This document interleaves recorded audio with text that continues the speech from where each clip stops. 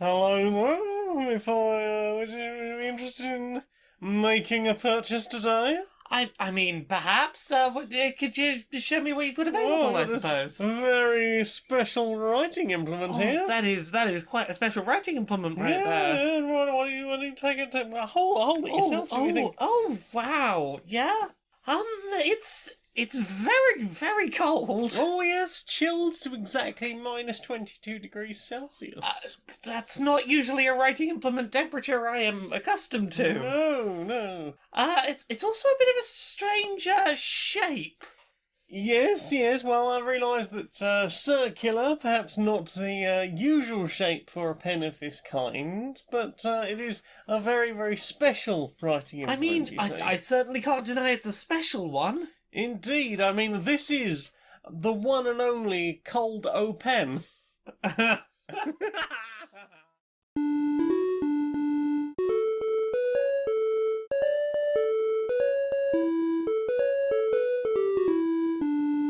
Greetings, strangers, queer and pleasant. I'm not Laura Kate Magnet Dale. And I'm not Jane Eris Magnetdale, and welcome to another episode of Queer and Pleasant Strangers. It's a podcast where two queer trans ladies talk about our weeks and have a bit of a catch up and talk about what we've been consuming media wise.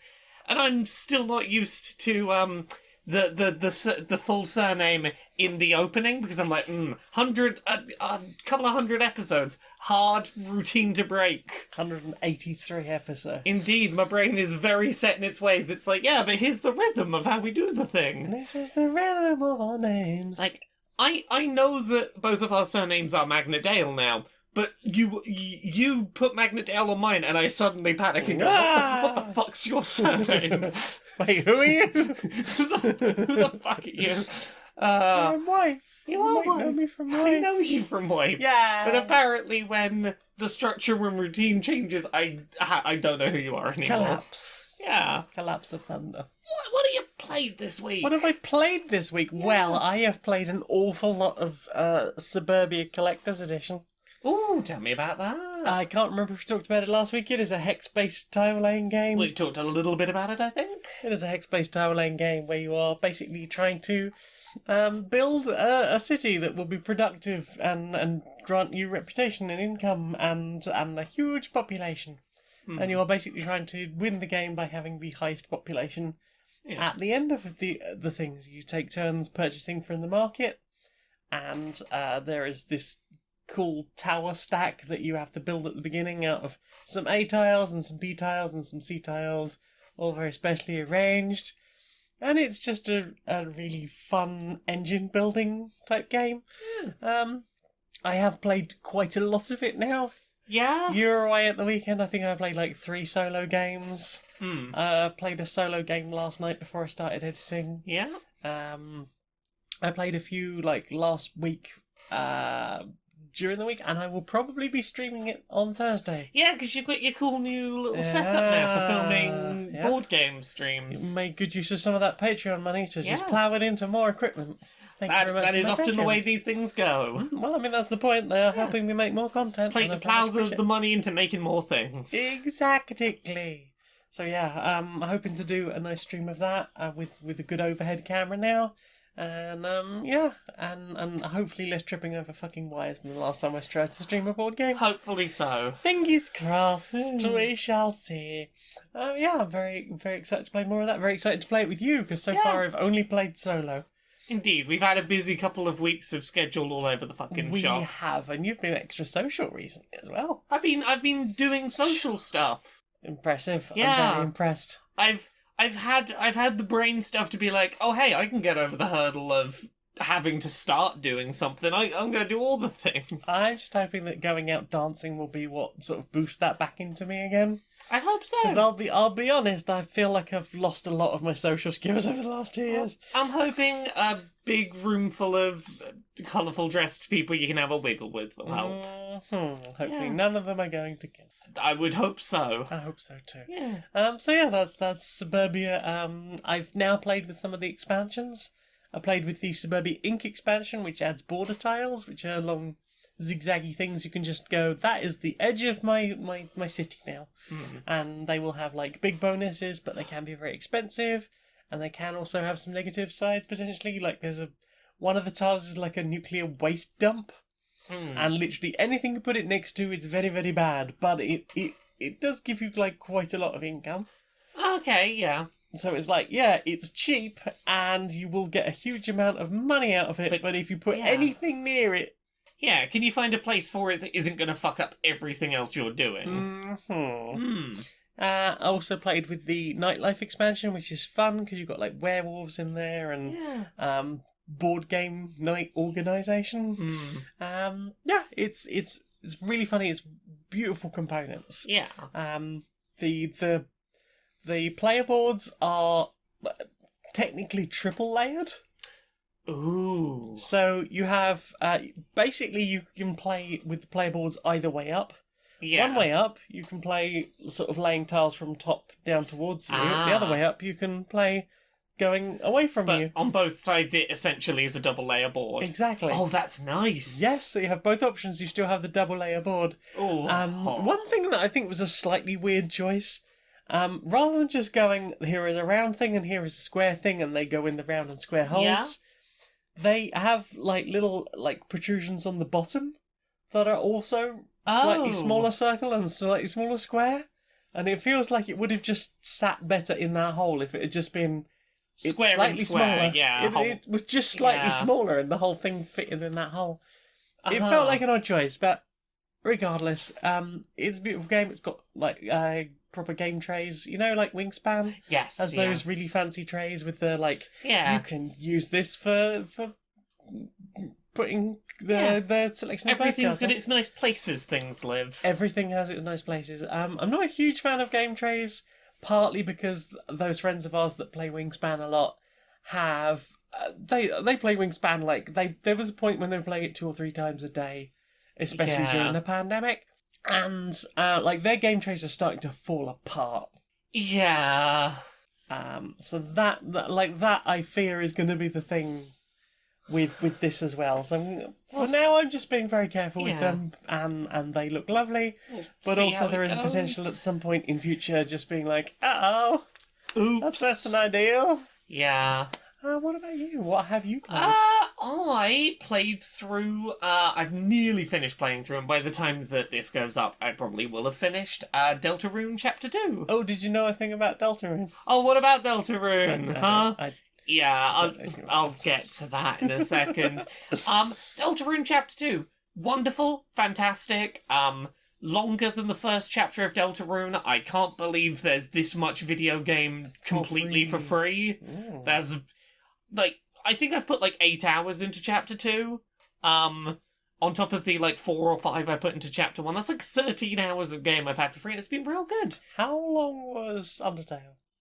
I don't remember. Let's do a quick how long to beat. About 6.5 hours to do main story, maybe 10 hours to do, all play styles. Wowza. So yeah, we haven't even reached the bit they're going to charge money for, and I think it's already longer than Undertale. Wow. And I am having a lot of fun with it. I really like a lot of the quality of life changes they've been making. I'm going to be very, very spoiler-free here, but there's things like the ability to have storage so that if you try and pick up an item and don't have space for it, it just goes to a box you can get later. There's a lot of little tweaks to how the combat works that give it a bit more depth. I don't think it's a spoiler to say that rather than just being an on-off toggle of yes or no, you did the right thing to mercy the enemy, there's now a percentage bar that shows you sort of working towards it, and there's a little bit more of a ongoing nature to not hurting enemies. And an understanding that what you did was the correct thing. Yeah, it gives you feedback along the way, but you're sort of working towards a greater goal, which is interesting. I like the slight changes in the humour that come with there's been 3 years since the last episode of this came out, and it's very clearly been written from a couple of years later. It still feels in keeping with the first game, but I was worried it would I was like, oh, we're 3 years into making this, is it going to feel out of date at all? No, the humour was ever so slightly different, but it got me real good. Without spoilers, there is one moral choice very early on in that just fucking had me couldn't stop laughing for a good few minutes. It was real good. There is clearly a lot of technical improvement in Toby Fox's ability to make games within this engine. There's a lot of very, very good-looking stuff going It's got on. a team now. Yeah. Yes, so I believe Chapter 1 of Deltarune was done solo, as was largely Undertale, other than art stuff with Temmie. Mm-hmm. Chapter 2, made with a team, and it shows. Like, the art quality has gone up a lot. There is some really fantastic music in it. It just feels... There was some bangers in Undertale. Yeah, there's some real fucking good ones here. I went and fought the very difficult boss of this chapter. I got on very well with it. I beat it on the fifth attempt. That's pretty good. When I had to spend 5 hours on the one from chapter 1. Wow. I'm having a great time with Deltarune chapter 2, but I do want to talk about my experience because I streamed it because a lot of people. Hey, you're gonna stream it? Yeah, a bunch of people who, follow me on Twitch were like, hey, do you want to stream it? I was like, oh yeah, if you don't mind waiting till like a week after it releases, because we were travelling when it went up, and like I wanted to replay chapter 1 and stuff, but I was like, yeah, I'll get round to it. I will say, because I'm coming to it a week after everyone else, no spoilers and no backseating. Don't tell me how to play, don't tell me I've missed something and tell me where to go or what to do, don't tell me things I haven't seen yet. Don't tell me anything if I haven't discovered it in-game. I had that in the title of my streams. I repeated it many, many, many, many, many times verbally during streams, and I still had so much fucking stuff ruined for me. And I knew this was a possibility because I was streaming a Toby Fox game not on the day it comes out. People who try and stream Toby Fox games not on the day they come out have a bad time, and I know this, and I should have known this. I have seen many a person go, I had a bad time streaming Undertale because everyone told me I was doing it wrong and told me what to do. Little bit of that here. Like, final boss of Chapter 2, I got told 10 seconds into it the gimmick of that fight and like, here's what's going on with that fight and what you have to do. And I was like, that really should have been, me getting to learn that as I went.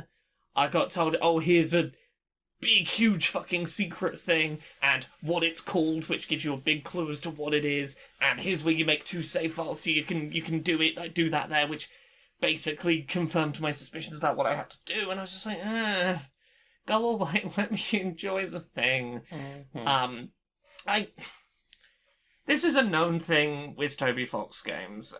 People who enjoy those games, enjoy watching streams of those games, seem to simultaneously want to see people's first experiences of the game, but also want them to do it exactly the way they did it and not miss anything.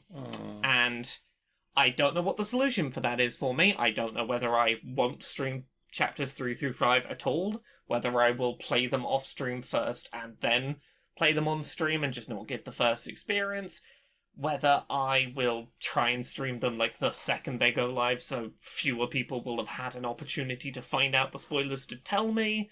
Like, I don't know what I'm gonna do yet, but I've been really enjoying Deltarune Chapter 2. I just didn't enjoy the experience of streaming it for the people who asked me to stream my first experience of it for them, and I said, yeah, I'll do it if you don't spoil it for me. This is Hey, if you enjoy watching first playthroughs of Toby Fox games, you're not going to get more of them if you don't stop backseating people who tell you not to.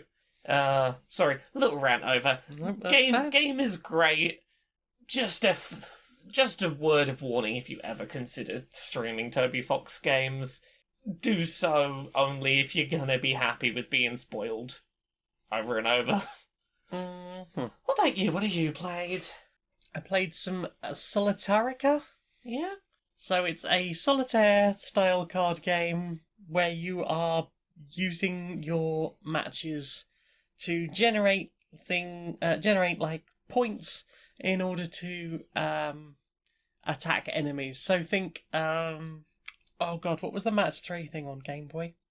You know what I mean there? Yes. And you get like, you've matched 3 and you've got like purple crystals, and now you have the ability to craft a weapon. Yes, Can't remember the name of it. Yeah, I know the one you mean. That one. It's a bit like that, but if it was solitaire instead of match 3.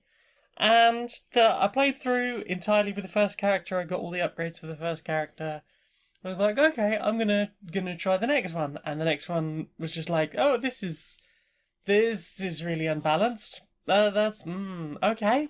That's yeah, it's like 9 times more difficult because you just don't have one of the two really major things, and the types of cards you get are ever so slightly different, and the spells you start with are slightly different, and also the spells in the pool are slightly different. So it's like, okay, that's a thing. Couldn't really get on with that. I persisted as much as possible. I got a bit further with it. I was like, okay, I'll try a different class. This time I know what I'm doing. I know what the results of that are going to be. Okay, this is just harder. Like, it's deliberately harder in other ways.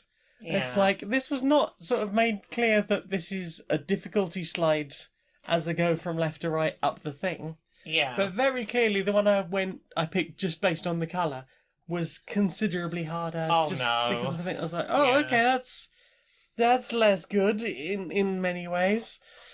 And it's either a case of you can't get rid of enemy stuff, or you can't keep yourself alive. Yeah. And it feels like the first character in that is really the best balanced one to get through it. I've just uninstalled it now because I tried like 4 different characters and I was like, really, only the first one is getting me anywhere. Yeah. Like, and it doesn't seem to be a case of learning new skills. It seems to be a case of you get your first one, you use that to grind gems, and you use those gems to upgrade the characters before you start using them. Yeah. Yeah. I think I got it on a Epic Games free game of the week thing. Yeah. Because I don't remember paying for it. And in fact, I don't really remember. I think I've bought one thing on the Epic Store once. Yeah. And everything else has been pretty much like, oh, I just claim all the freebies every week because I'm poor as fuck. You can help with that, Stone Monkey Radio on Patreon. Yeah, what about you? What have you played? I played a bit of Among Us with some friends. Among Us? Yeah, Among Us at the weekend with some friends. Yeah. So at the point when we got around to playing Among Us, there was like 4 of us left, and that's not really enough people to do the traditional who's the imposter, because like all you have to do is kill one person and survive 1 elimination, or kill 2 people and you've won as the imposter. But what we did is the sort of fan-made hide-and-seek mode for Among Us, which works pretty well with low player counts. What you do is you don't make who the imposter is a secret, you let everyone know, like, whoever the imposter is just says, I am the imposter. No voting people out, no reporting dead bodies. Instead, everyone moves very, very fast. The killer cannot see very far, and has to be very close to you to kill you. They have to be, like, exactly on top of you to kill you. Okay. So everyone is rushing around trying to do their tasks, communicating where the killer is.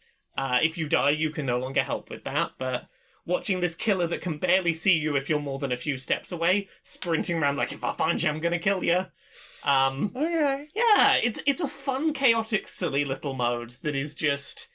Look, we're just trying to stay out of that fucker's way and get our shit done without being found and killed.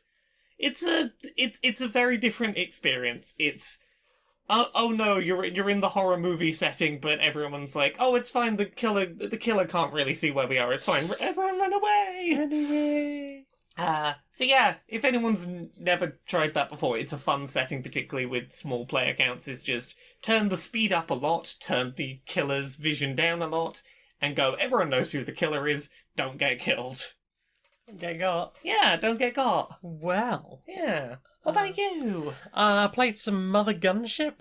Oh, tell me about Mothergunship. Not really sure how I feel about it just yet. So, this was another one I got for on the Epic Store. I'm kind of going through my library, trying to see what's good, rather than just buying new games mindlessly. Yeah, that's... Plus, I claimed all these freebies, I might as well... make something of it. Yeah. I can't let it become like my Steam library, which is just... I have a million things I've never played. There's a lot of games in there I've never played and probably never will play. But they mostly came as like the other game in a Humble Bundle. Remember when Yes. Humble Bundle was still good? Yeah. That's how old I am.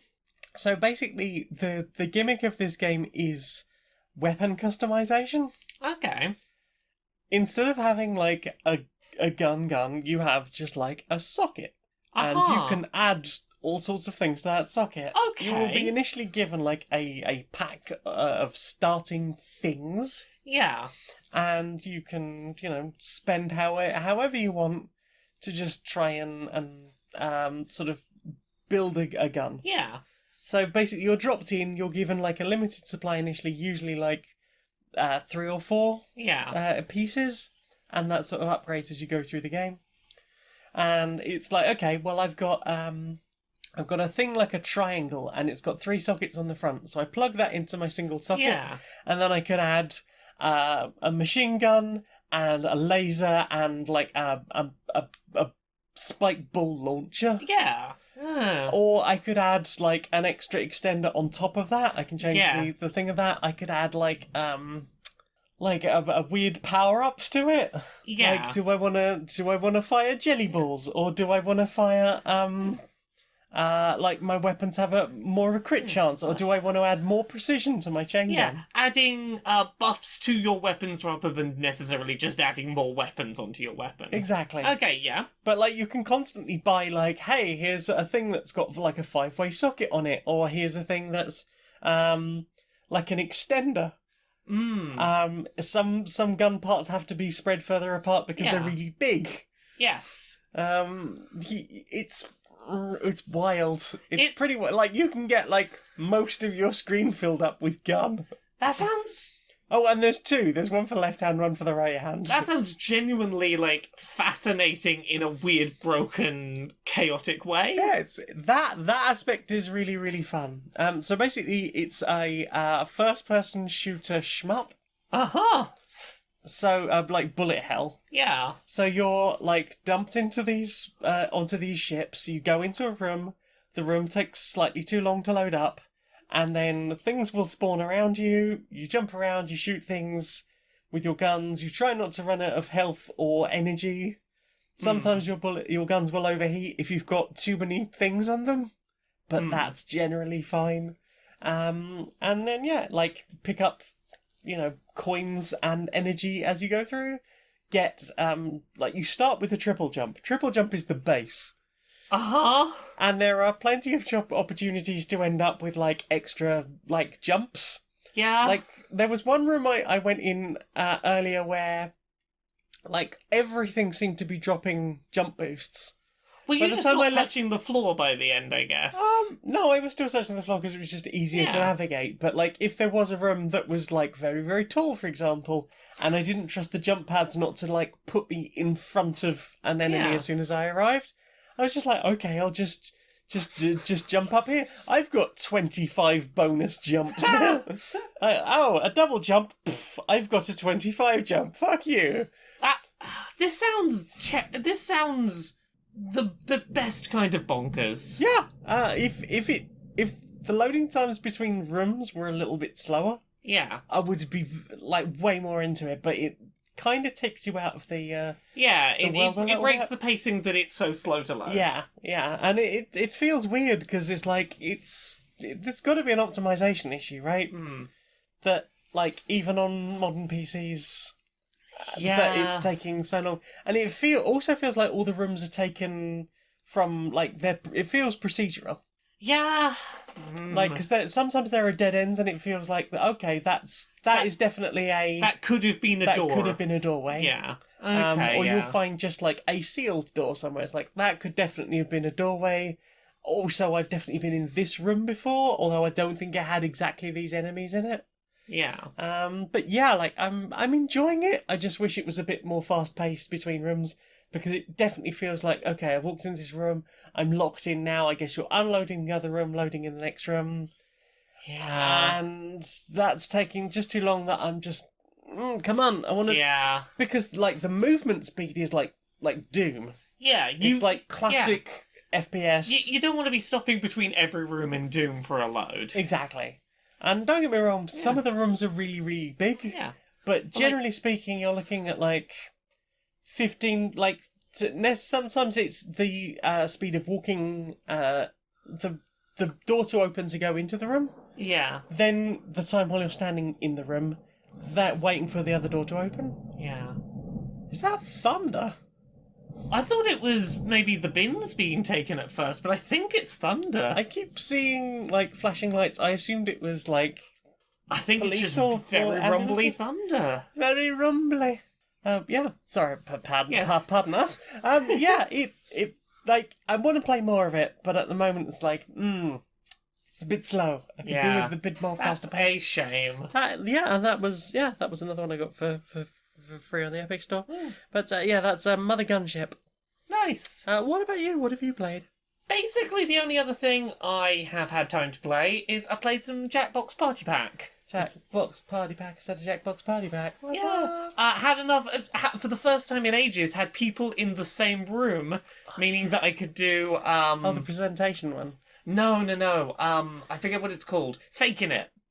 The one where everyone gets a prompt sent to their device, and one person in the room doesn't have the prompt, and they have to, like, it's either like, put your hand up, or not, hold up a number of fingers, point at the person most likely to do blank, and you have to try and bluff your way if you don't have the prompt, and if someone questions your answer, bullshit your way to be like, no, that's what my answer is, that's what I think.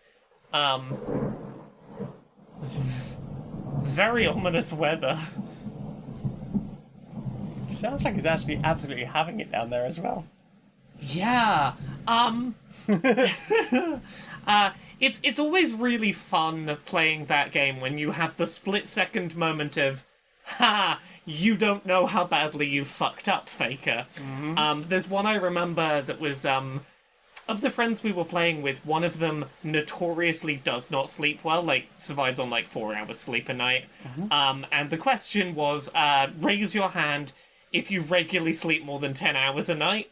And the only person to put their hand up was the Faker, and it's like, oh, you do you? And without having said the question, I thought, like, yes! I was like, no.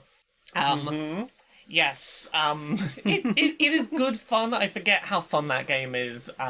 It is like the arguments in Among Us, but just really distilled down to just the, what the fuck were you doing? What's going on? Explain yourself. Explain yourself. And played some TKO, which is always fun. I The love T-shirt TKO. doing one.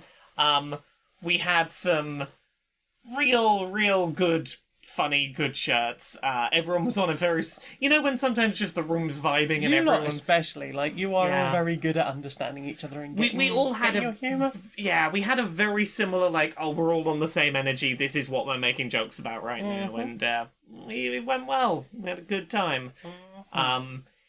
Yeah, what about you? Have you played anything else this week? Not really. The only other thing I did, I played a bit more Dorf Romantic, because I was waiting for all my Yeah. fancy stands and shit to turn up. Yeah, it's now got a creative mode. That's what I've been waiting for, so I can just make nice train tracks. So you can either play through the game as normal, Yeah. and then when you get to the end, it just goes, do you want to Just keep going? continue in creative mode? Because you can do that. Yeah. Or you can just start in creative mode and you'll get like a whole series of there's a whole menu you can go into and go, I want more water Yeah. and more trees and more houses And more trains. and more trains. Yeah. Or like you can like individually like turn things up and down Yeah. slightly. Or more just fields. And it's been really nice to sort of like, you're not getting necessarily exactly the tiles you want. You might have to like skip through a few. Because Yeah, obviously it's but- still using the same engine. So you just have like a skip tile button. Yeah, you can just And it sort of was- weight it towards what you're hoping for. Yeah, and then eventually find them. So like I just spent like half an hour towards the end of a stream, because I did like a game that lasted me a while through the first half of the stream, and then I was like, I'm just going to play creative mode for a bit. And there was I was like making all these little stories of like, and this is this village, and this is the stop, and they can go round to the other side of the village, or they can go over to go and like visit the forest for the weekend or something, and there's these people here, and they're all farmers, and they look after all the fields. And some of these people, like, they've got all the trees over here, and there's all these deers living in my woods. And I was getting quite emotional. I was like, this place is brilliant. Wow, that was amazing. Yeah. Sorry, the lightning's impressive tonight. Yeah, we are having an impressive weather event occurring.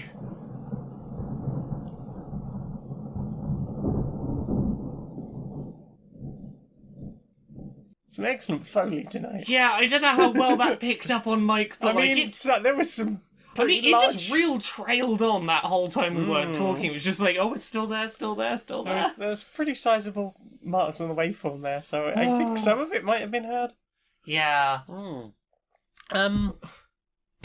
Dwarf Romantic. Dwarf Romantic. It's emotionally beautiful. I've been waiting for a creative mode. I'm gonna have some Fixation Fridays on it. I don't blame you. Like, I had quite a sizable lake going on, lots of really beautiful waterways with little boats chugging along it, and then just this huge train network that was like, and there's another city over here, and the people go, and sometimes this person's got a cousin that lives over there, and I'm going to make all of the windmills facing... Wow! Sorry. I'm going to make all of the windmills face exactly this way. Usually I stare out of the window to stop myself getting distracted by all the cool shit in Laura's office. Tonight, just like, that's There's more a fucking show happening out there tonight. There's a show. I apologise, everyone. No, don't apologise. This is adorable. I'm having a lovely time listening to you enthuse. Well, I think that's everything we played then. I think that's everything we played then. Well then. Time for this. Right, everyone, I've called this appointment here at the convention. Is everyone ready? Yes, ready. So we have a bit of a problem.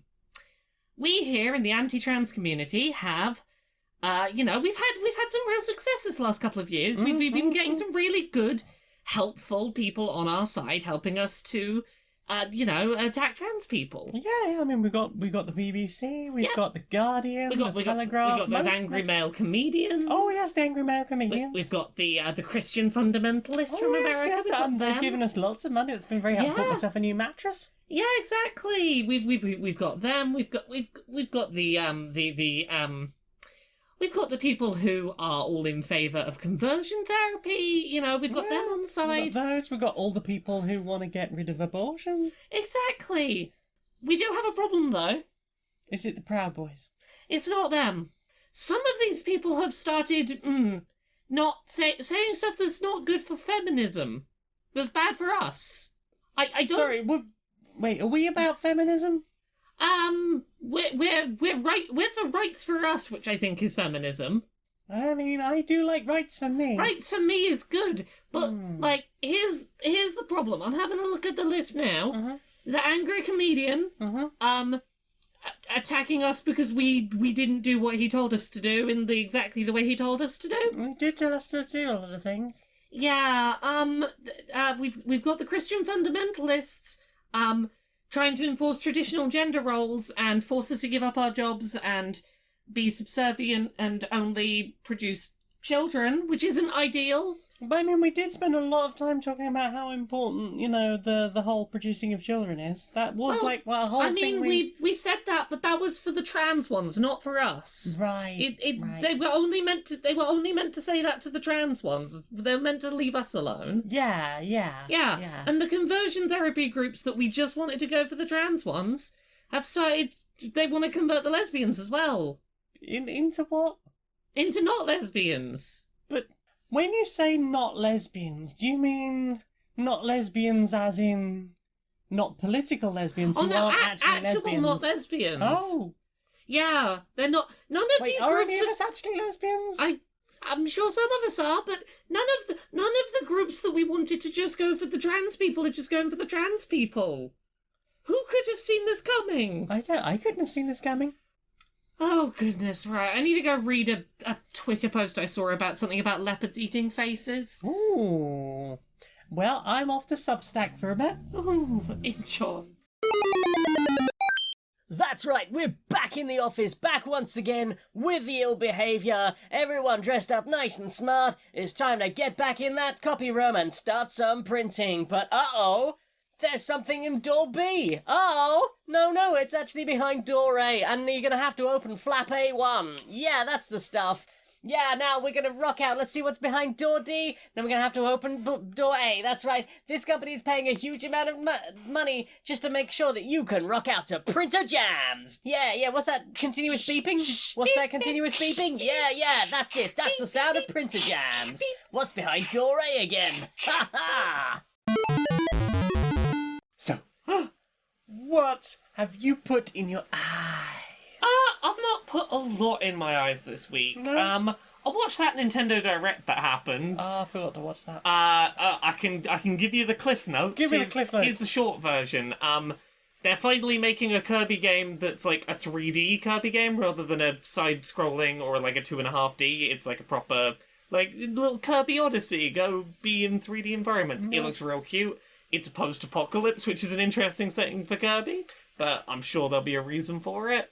There was a bunch of, like, neat-looking little trailers. They ended on a Bayonetta 3 trailer after fucking years of that game going completely silent. They did a fake-out where they acted like it was going to be Astral Chain, because, like, Platinum's logo was on a billboard, and then the little cop dog from Astral Chain shows up, and it's like, oh, it's Astral Chain too? No, there's Bayonetta coming in from the ceiling. It's got a cool summon system. Interesting... Oh, wow... yes. Interestingly, it seems like a bunch of stuff that was going to be in Scalebound, the Platinum game for Xbox that got cancelled that looked really cool. It seems like a bunch of the tech from that is being reused to make a cool summon system for Bayonetta after that got cancelled. And the main thing was the fucking Mario movie got its cast announced. Did you catch any of this? Yes. Yeah, so... No, thank you.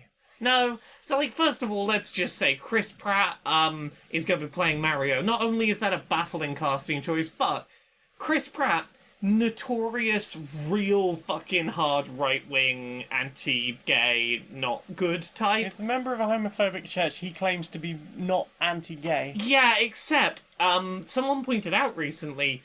Here's a list of some of the people he follows on Instagram. He doesn't follow many people on Instagram, but he follows Turning Point USA, Ben Shapiro, Fox News, a bunch of, like, some of the, like, you didn't accidentally find that, like, very right-wing, angry pundit, did you? I say you didn't accidentally, like, there's a few times when YouTube's been like, hey, come this way. Come over here to the right. No, thank you. Yeah. And the only reason I haven't gone, like, oh, that's an interesting thumbnail and an interesting caption is because I know who those people are. Yeah. But I guess if you keep being, met by the algorithm and you're not super aware of those things... Yeah. I don't know. Like, I'm not giving him the benefit of the doubt. He's a dick. And someone also pointed out that he hunts animals. Yes, he does. With a big gun. Yes, he does. Like a big man. Yes, so I've got the list here. Tucker Carlson, Ben Shapiro, Kevin Spacey he still follows, Blue Lives Matter accounts, Yikes. Dan Crenshaw, big right-wing person, Turning Point USA, PragerU, several very homophobic people, like one of the Duck Dynasty cast. Like, he follows, like, not only just right-wing people, specifically he follows a lot of very vocal homophobes. Yeah. Like, so that's a thing. Deeply concerning human being. Yeah. Putting that aside... No, never. No. I don't mean to say that is okay. I do want to talk about the rest of the casting. Some of it, I think, sort of almost makes sense, and I can see what they're doing with. Seth Rogen as Donkey Kong? Yeah. Not that one. No. Okay, no. I know exactly what they're going to do with Seth Rogen, and I understand entirely why they've done it. Is Donkey Kong going to be stoned? 100%. He's going to be played as that one fucking Seth Rogen laugh of just... like, it's going to be that, the performance, and I'm like... I don't want that, but I 100% understand. Like, I can see why they did that. The couple that I'm like, you genuinely, I think, may have actually done a good casting there. Mm-hmm. Charlie Day is Luigi. What's Charlie Day in? Mainly it's Only Sunny in Philadelphia. Always Sunny in Philadelphia. In that he plays a very, very nervous, incompetent, chaos. Okay. Chaos like lad. someone who might inherit a hotel. Oh, 100%. mansion. Yeah, like he is the bumbling fool buffoon that is like constantly the jokes are at his expense, and I'm like, yeah, that casting makes sense as a Luigi. I can see it. Is he Italian? He is not Italian. I don't know what the fuck they're doing with the voices is for he this. from Brooklyn? He's from Philadelphia. Well, he plays a character from Philadelphia. I don't know where he's actually from. But Jack Black as Bowser, I can see that, if only because I think he's got the range to do big, booming, villainous evil, and then the second Mario walks out the room, like, unloosen his tie and go, oh my god, I'm so glad he's out the room, I can relax now. Like, I feel like Jack Black could do the, like...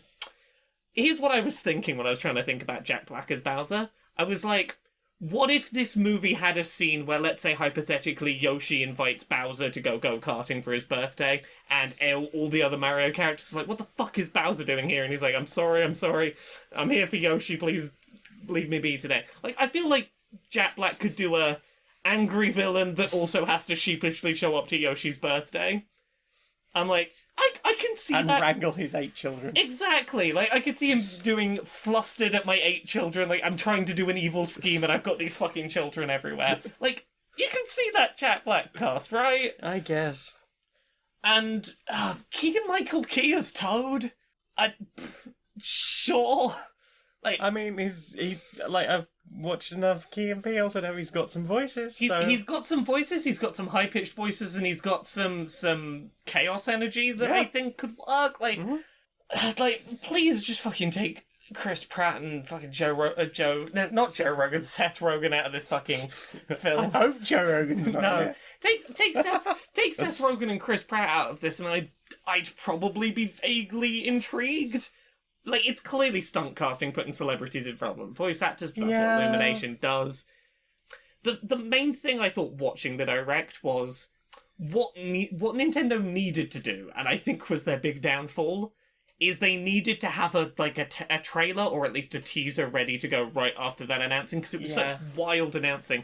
They needed to go, anyway, here's a look at them in action to go, okay, I understand. Lay your fears. Yeah, like, rather than going, oh god. I understand what they're doing with voices and tone and I see what's happening, rather than just go, here's a fucking buck wild casting.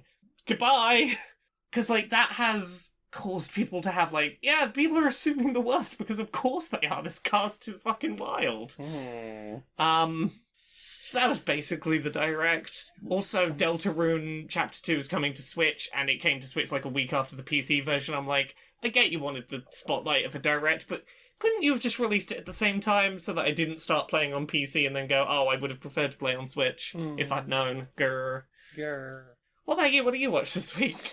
I watched a couple of GDC videos. I was going to say episodes. I watched the classic game Postmortem for Lemmings. Ooh. Which was interesting because I played a lot of Lemmings as a kid.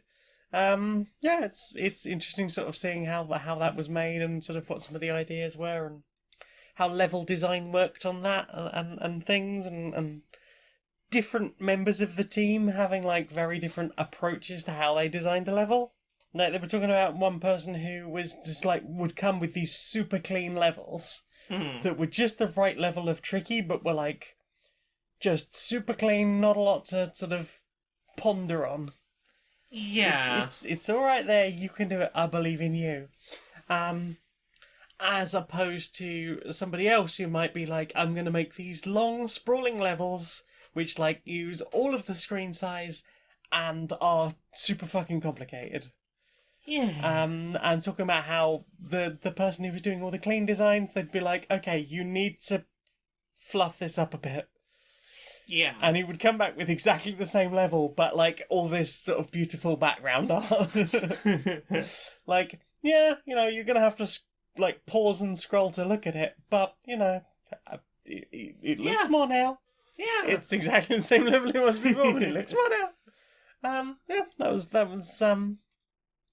that. And also the the Paperboy postmortem. Oh, Yeah, specifically the arcade version. yeah. And like how the design of the maps and the fact that they focus tested it. I didn't even realize they focus tested games back then.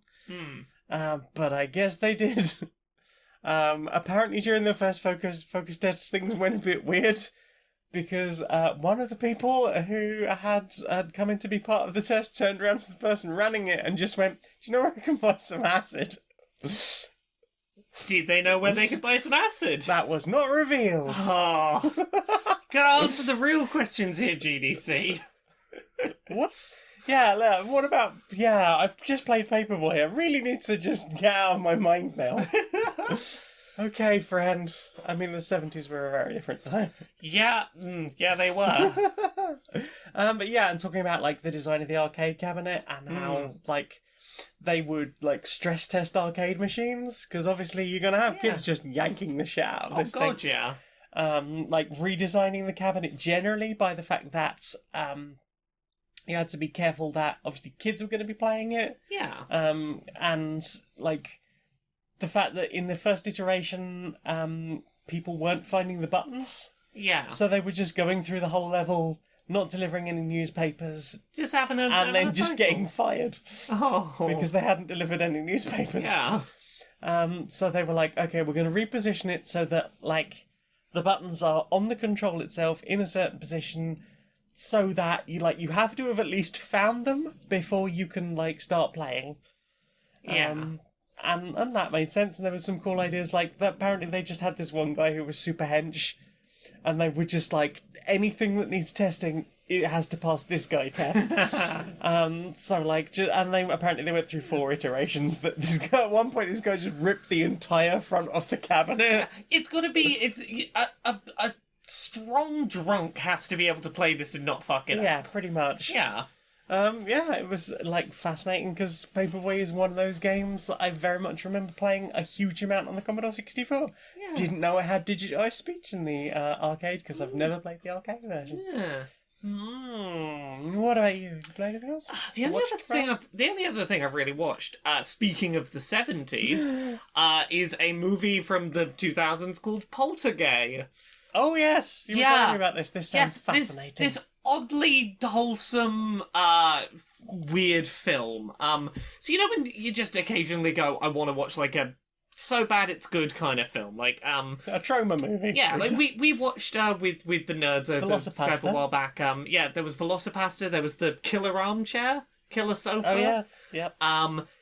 So Poltergeist is presented as if it's going to be a horror film, and I was a little like, okay, gay and horror film, we'll see how this goes. It worked for Nightmare on Elm Street too. It's a lot more positive than the premise sort of made me fear initially it might be. So there's this big mansion house in the middle of nowhere in France. This is an entirely French and subtitled film.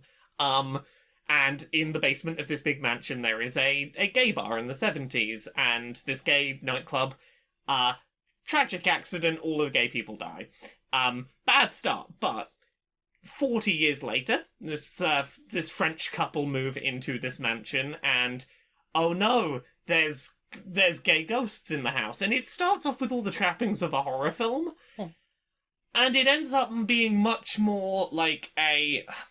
I feel like rom-com energy is more where, like, bumbling rom-com energy is where it ends up. I don't want to spoil too much of where it goes, but it becomes like a legitimately kind of heartwarming, like weirdly sweet and sincere film about this one man and his interactions with a house full of gay ghosts that his wife cannot see. His wife doesn't know the ghosts exist, but he can see them, and they're it's a big mystery why he can interact with them. How's he going to help the gay ghosts, and how are they going to help him? It was weirdly sweet. It was a I don't want to spoil it, but it was a lovely little film. It wasn't what I thought it was, and I was very glad with what it sort of became. Yeah. Even if it is kind of hilarious to have like the horror movie set, like, you know when you're building tension in a horror film? Imagine that, but quietly underpinned by Rah Rah Rasputin. Just slowly getting louder. Rah Rah Rasputin. And just occasionally like, oh no, I saw a butt through the wall. Ah! These ghosts love drawing dicks on the walls as well. That was kind of fucking great. I'm gonna describe one scene from the start to give you a sense of like the campiness of the horror shit it tries to do. There is a sequence in which this man is alone in his house. His wife is not home. He's having a shower, and the ghosts activate the Polaroid camera he's got in the bathroom, and there's a picture of his butt now, and he goes trying to find out who's taking a picture of his butt. And downstairs on the pool table, all the pool balls are arranged like a dick. And like it's this kind of like level of campy bullshit that's like, I can't take this seriously as scary. Like at one point early on, the guy is trying to explain to the police that his house is haunted because a wardrobe was built and all of his clothes have been neatly organized and he didn't do it. The ghosts did it. The ghost built me a wardrobe and tidied my clothes. It's a good film. Sorry, I just really enjoy the idea of how are you being haunted? I, a straight white man, am being haunted by gay people assaulting my shit out. I mean, that's the energy it has. It's got the energy of I'm being haunted by Queer Eye for the straight guy. Like that's basically the energy of it. And without saying where it goes from there, like that's a legitimately kind of fun setup. Yeah. What about you? Have you watched anything else? Yeah, I watched the two most recent seasons of Doctor Who, including the New Year's specials. Yeah, Jodie Whittaker. I was like, I feel like some stuff has happened that I haven't watched, because fuck the BBC. I'm not watching live television, fuck 'em. I realised, like, most of the way through the first season that we had watched all of it together, including the New Year's special. Like, you were like, oh yeah, I'm pretty sure we watched at least some of it. But yeah, we definitely watched all the way to the end of that, and then I watched the second season. I love the set design, especially that TARDIS. That is a good TARDIS. It's a good TARDIS. There are some good episodes, like some interesting episodes. Like I like that it's like, hey, we're gonna do some environmental shit. We're gonna do some good 80s environmental shit. Some good heavy-handed environmental shit. We're not gonna shy away from what the fucking metaphor is here. Oh yeah, like it's very much this is the Earth. You fucked it up. Meh. Well, you know, this is a possible future. You have an opportunity to change the future by going back and making sure that you like your species fucking does something right now. Yeah. Like there's a virus that's like eats plastic, and it's basically being like experimented on Earth because there's tons of fucking plastic. And like the environmental message in there is like, cool. I'm glad we have this. That's one thing I love about like 80s cartoon shows. Like, did we learn nothing? Did like Gen X and millennials, like early millennials, learn nothing? Because all of our cartoon shows were very heavy-handed in telling us that we're all going to die if we don't sort this shit out. Yeah. And I mean, they weren't wrong. Maybe that was the problem. Maybe the Suntots and the Smoggies was too nice and good. And it showed that it could all be good and happy. And what we needed was the Planeteers to get completely screwed over by Duke Nukem. Different Duke Nukem. Yes. And just like, this is everything. Look how everything has gone wrong and it's now completely unsolvable. Because you didn't believe in the power of heart. Or whatever. Yeah. It's alright. It's more Doctor Who. Yeah. The Dalek episode was interesting in season 2. Or the second of those seasons, rather. Yeah. I think that's actually season 12. The second Whittaker season, yeah. The second Whittaker.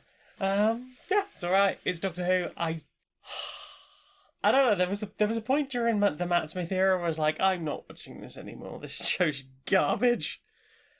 Which is a shame, because I used to fucking love it. I think I need to accept that is probably still the case. Yeah. It's a shame because she's an interesting Doctor. Yeah, I want to be more emotionally invested in Doctor Who than I am. Oh, there was some stuff about another previous Doctor that we got to see that I thought was really cool, and I was like, I want to see that.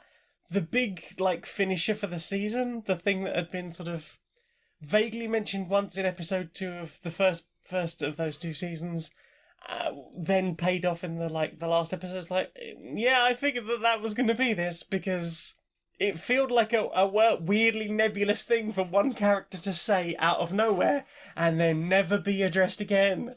And then, at the end of the second season, it's like, hey, you remember that thing we mentioned one time? It was no bad wolf. I'm putting it that way. It was no, we have nothing that this. has actually been seeded, enough that everyone's picked up on it, and it's definitely a thing we're building. Yeah,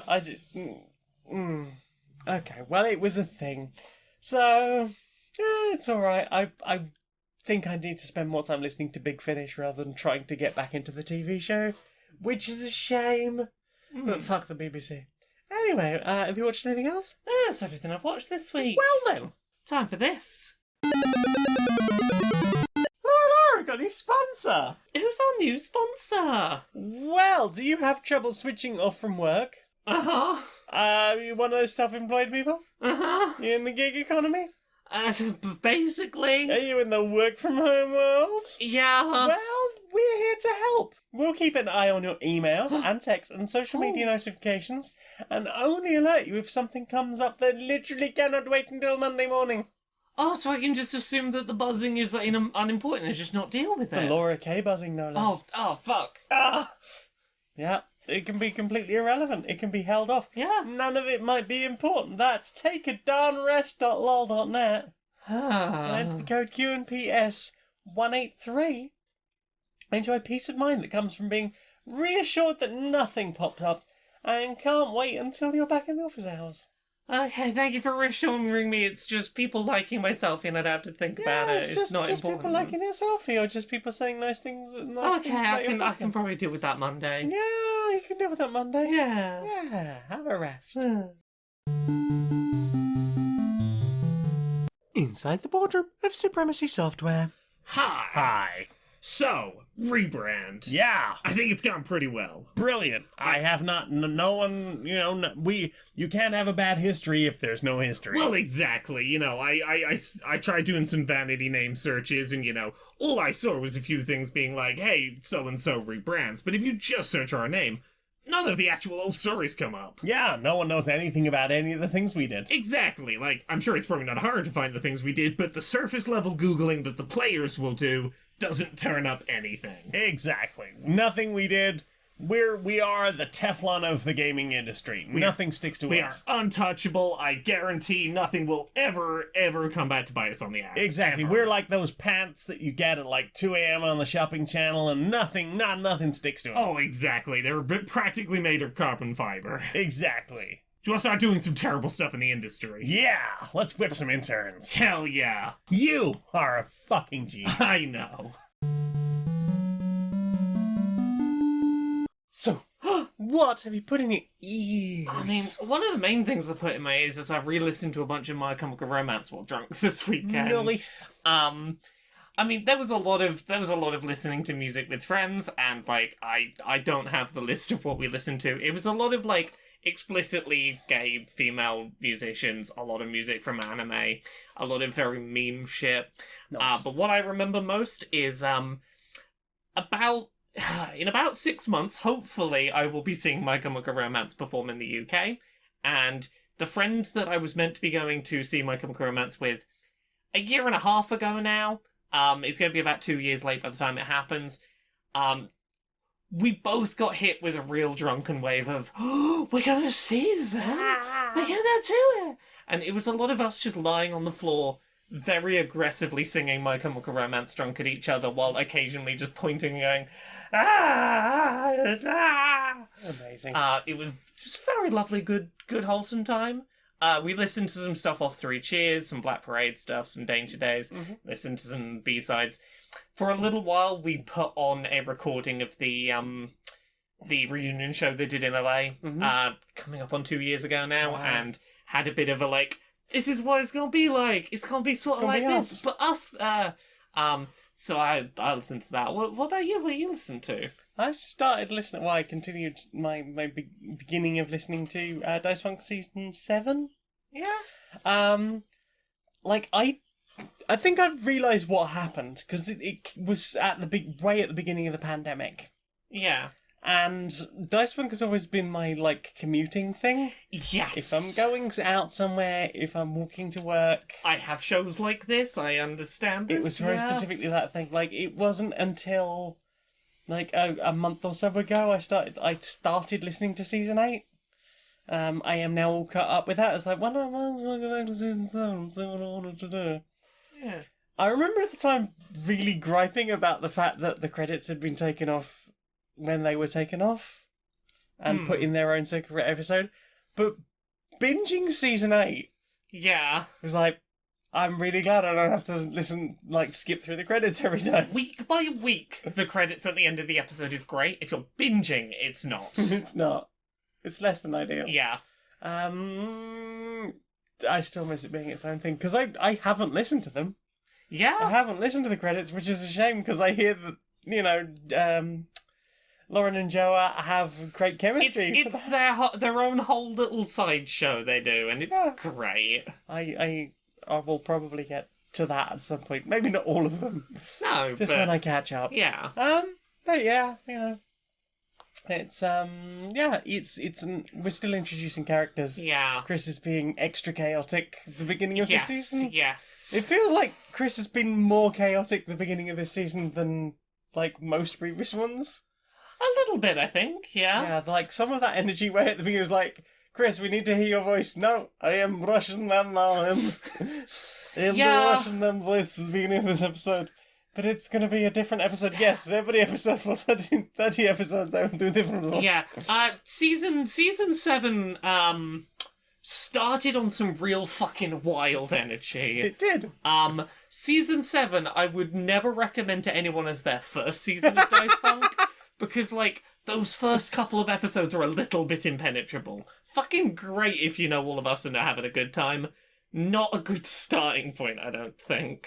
So, even though you can listen to them all independently, Oh yeah, you can Seven's listen. probably a bit more difficult than Seven's an independent story. It can be told by itself, but you will have to jump into the absolute chaos energy of you gremlins. like 40 minutes of that first episode is just chaos time. Yep. It's- While you're trying to help with And they're like, Austin "Hey wrangle- Austin, what's a D20? Yeah. How do numbers work?" You're explaining crits and stuff. Yeah, I tried to make it a show. I tried to help. Yeah, you did. It was a weird season for me in that it was right off the back of season 6 where I think... You just changed the world. In hindsight, I think season 6, one of my best seasons of Dice Funk. I did wonderfully. It was difficult, though. Yeah, in the moment, it was difficult. There was a lot of people who in the moment were like, "This is terrible, you're ruining Dice Funk," and then afterwards were like, "Actually, that was fantastic." I remember. Yeah, and There was a lot of like Sunday afternoons of you being quite distressed about the whole situation. Season 7, I played a real good, just chill, gentle character with no big surprises. Slightly 'cause- horny. Yeah, slightly horny and following around someone who might be lying to her. That was basically it. And I was like, yeah, I can, maybe a little bit, maybe. Lying? Just a little bit, maybe. Okay. Maybe a little bit. Spoilers. I'm sorry, a little bit spoiled. A little tiny bit. I mean, not about everything, some little things. But just following her little cult leader man around. A buff slab of man meat. A buff slab of man meat. It was after season 6. It was so good to have a season where it's like my entire plot is I like you, and I'm nice. You are my special interest, and I will heal people. Indeed, I will heal people, and I mean, Vindras ends up as more than that. But it was nice to have that being my whole setup. Is I have no big dark backstory here. Mm-hmm. I'll go see the world and help people, and I like that buff boy. Who doesn't these days? Yeah. Yeah, that's about everything I listen to. The only other thing I listen to is I listen to a new piece of music. Let me find it. Try This at Home, Acoustic by Frank Turner. Really nice, empowering track about not feeling like you need to be perfect to create things.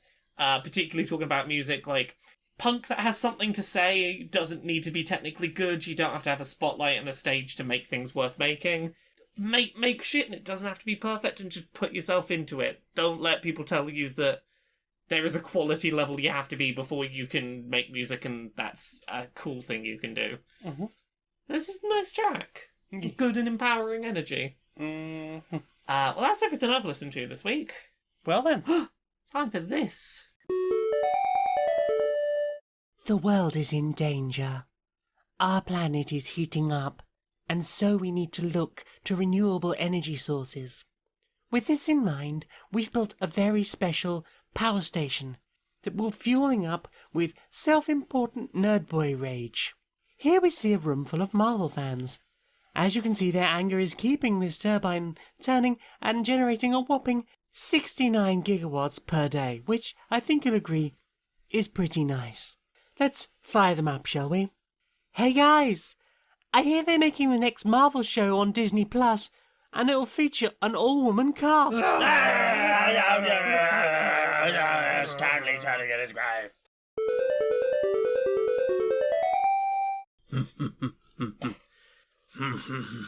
Rest well.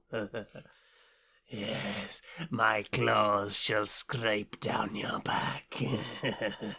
I shall start by pulling on your hair and wrapping my hands around your throat.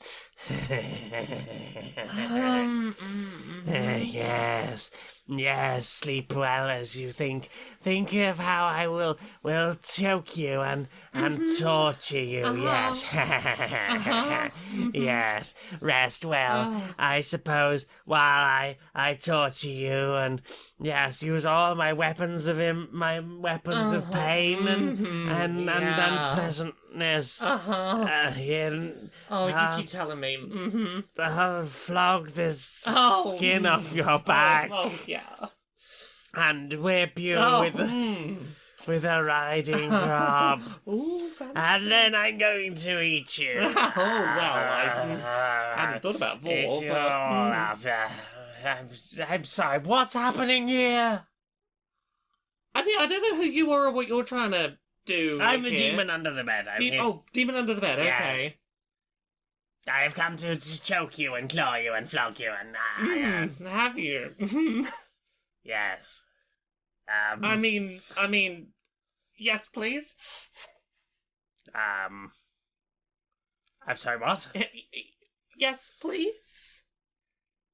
You said choking and the riding crop and the flogging? Yes, flogging. I have a selection of floggers. Yes, please. Bitey ones and heavy thuddy ones. Oh, are you going to alternate between the two of them? Tearing your skin off, yes. Oh, no. Please. Please. It's really hard to find someone to torment these days, but since you seem to be available for torment, I shall flog you and eat you with you and choke you. I'm just glad you didn't bring taxes.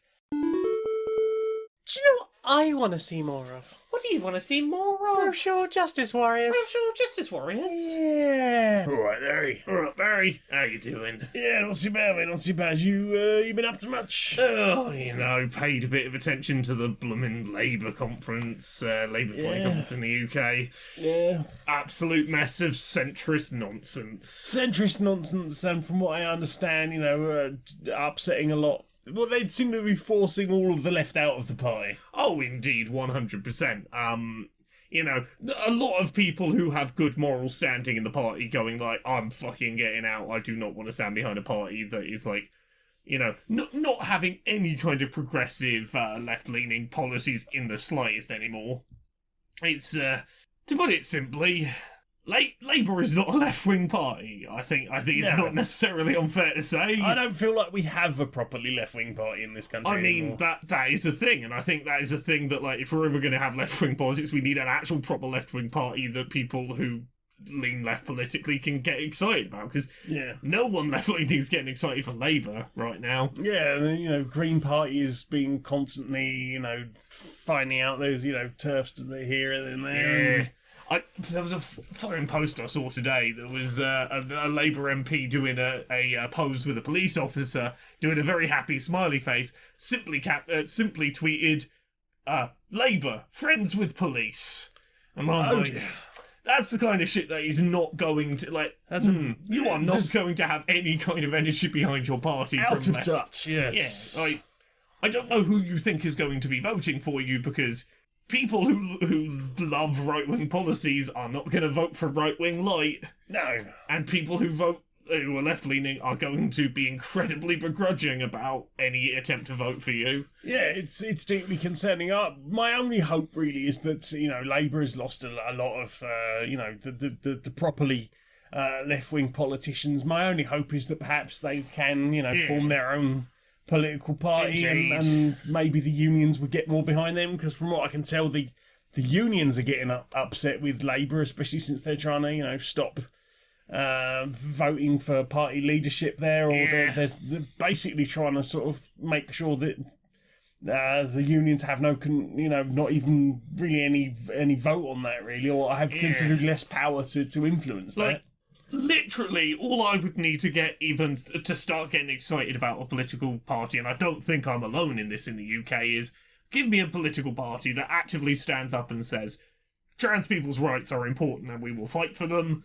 Black Lives Matter, and we are going to, treat disabled people properly, that we are going to help working families and non-working families. Money into social programs, money into the hands of people, whether they are working or not. Yep. Universal basic income. That is a good place to start, just... Actually dealing with homelessness. Exactly. Things that are not, radical, never proposed before ideas, just put those ideas on a ticket and go, hey... We want to do those. Yeah, actually put some investment into the north of the country. Indeed, yeah. Not make really petulant, you can't because we said so remarks towards Scotland. Yeah, a fight to make an effort to just start, unprivatising the NHS, getting the NHS back to being a proper national... And the rail service, and all our power. Yeah, basically all of the utility shit. Yeah. I just want a even vaguely left-leaning party at this point. Just one. One that nice. Just one that doesn't disappoint me every other week with, this person's running for leadership and they're a massive turf. Yeah. That's a hug. Yeah, mate. Yeah.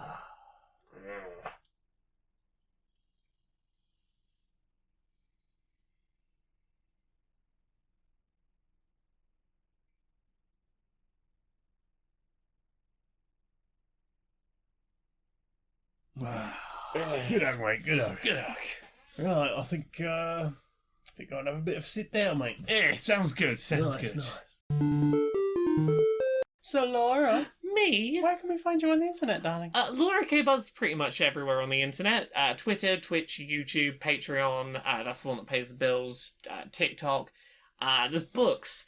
There's Uncomfortable Labels, Things I Learned About Mario's Butt, Gender Euphoria. Those are all good. They're old news. We've got a book together. A what? Yeah, we've spent months and months making a book together. A book together? Yeah. Who would have seen that coming? Who would have seen that coming? It's called Who Hunts the Whale, and it tells the story of some terrible boardroom executives who work at Supremacy Software. Yeah. Yeah. We've heard of Supremacy Software. Yeah, they had a rebrand very, very recently. Yeah, because we were told by our legal team we couldn't call it that.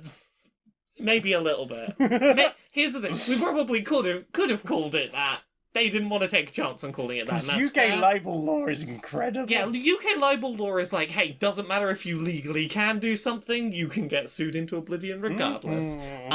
So Supremacy Software is the game developer this book's about, if you're wondering why a certain rebrand happened. No, it's because all the bad publicity. All the bad publicity, yeah. Well, I mean, that can be canon in the off-air backstory to the book, maybe. But yes, we're making a book together. We're making a book together. Yeah, it's available at unbound.com/book/whale, WHALE. Yeah, do you like that bit where we talk about video games as terrible executives? What if sort of that a book sort of? What if somebody was observing that live as it happened? Yeah, and going, oh god, what the hell's happening? Yeah, and then having to wander around the office and explain to other members of the team what had just been said. Yeah. So yeah, it's up for pre-order now. There's a bunch of cool reward tiers you can get. You can get a swag pack of Supremacy You can software get, merch. Yeah, you can get a big bag of tat. Which Yeah, is, you could get the bag of tat you'd get at the convention when you visit the Supremacy software booth. Yeah, we I- very specifically picked the items to go in that bag Yes, as well. the things that you would get handed at a corporate event. You can get a Skype call with us. Badge, a mug, a Yeah. t-shirt. I believe there's a tote bag. there is a tote bag. Yeah. That's it. Yep. You can get a signed book. You can get Prints. an ebook. There's prints. There's a You can bunch. call us on Skype. Yeah, there's a bunch of cool stuff you can do. But yeah, that it's called Who Hunts the Whale. It's on Unbound. Go order a copy if you want to support the stuff we do, because we've been working real hard on this. Yeah, This has been taking up all of our weeks for a while. This is why I haven't made any music recently. 'Cause Yeah. there isn't time. Yeah. But yes, other than that, podcasts, Pixel Squirt, it's about video game porn. Podquisition, are your favourite video games great or perfect? You find out. Dice Funk, Dungeons and Dragons, we play it. I do a podcast with you that isn't this one as well. Yeah, heck, that'll be Polyarmory. It's a D&D 5th edition real play podcast with questionable morals. I'm working on it, but I'm also writing a book, just so you know, and a bunch of other stuff. That's available on my SoundCloud. We also have another SoundCloud entirely for music under the name Bedroom Programmer. The reason I don't have nice connected media like Laura is because my name was taken in several places, or Stone Monkey Radio, which I want to use everywhere, is too long for some sites. So, apologies for that. We've got a Facebook group, we've got a Discord, got a Redbubble where you can get t-shirts. We've got stonemonkeyradio.blog where I sometimes write about board games when I have time. We've got a YouTube. I'm on Twitter as Maniac Janiac. I Twitch stream on Thursdays about 19:30 UK hours. If you are a $10 or up Patreon on patreon.com/stonemonkeyradio, you will be hearing this ahead of time. I'm going to probably stream some Suburbia with my brand new fancy setup. Hell yeah! Heck yeah. Or if not, if you missed that, then there is the VOD.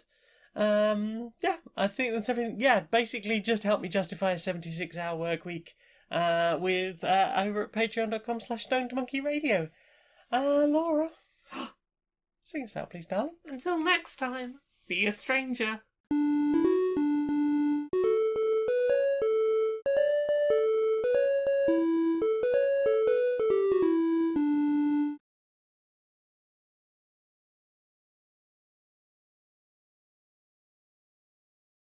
Oh goodness, right. I need to go read a Twitter post I saw about something about leopards eating faces. Ooh.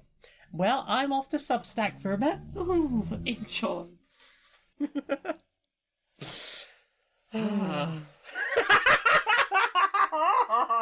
What? That sigh of, oh, too real.